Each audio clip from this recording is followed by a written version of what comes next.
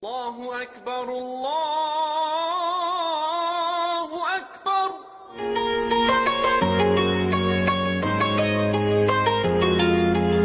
Bagi sebagian masyarakat Indonesia mungkin sudah tak asing lagi dengan kata wakaf.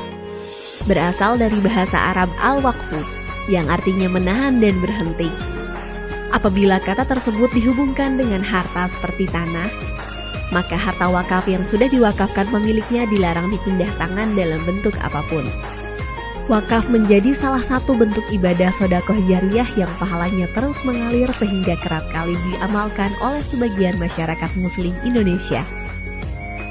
Biasanya harta benda yang diwakafkan masyarakat berupa tanah untuk kepentingan umat muslim seperti masjid, tanah makam, pesantren, atau yang lainnya.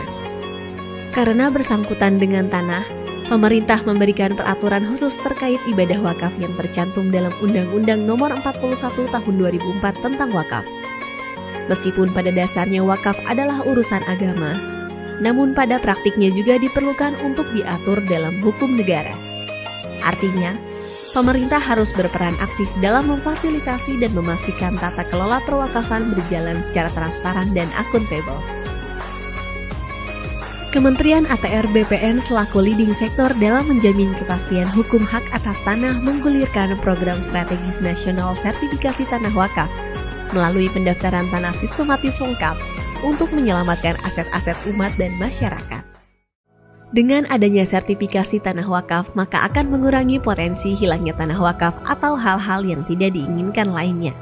Melalui sertifikasi ini diharapkan aset-aset wakaf terjaga legalitasnya dan memudahkan dalam pengelolaannya. Kementerian ATR BPN sampai dengan tahun 2022 telah menerbitkan sertifikat wakaf sebanyak 194.066 bidang.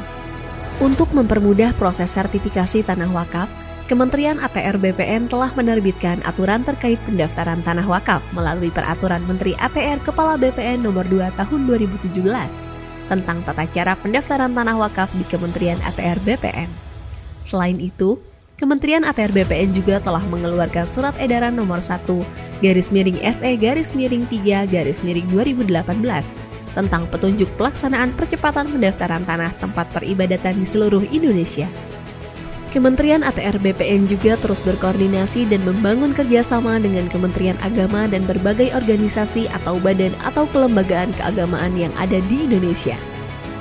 Kementerian ATR BPN juga turut mendukung layanan digital sistem informasi wakaf dengan mengintegrasikan data-data pertanahan, khususnya data mengenai tanah wakaf yang ada di Pusat Data dan Informasi Pertanahan, Tata Ruang dan Lahan Pertanian Pangan Berkelanjutan atau Pusdatin Kementerian ATR BPN. Dengan demikian, diharapkan seluruh tanah wakaf di Indonesia bisa segera didaftarkan dan disertifikasi.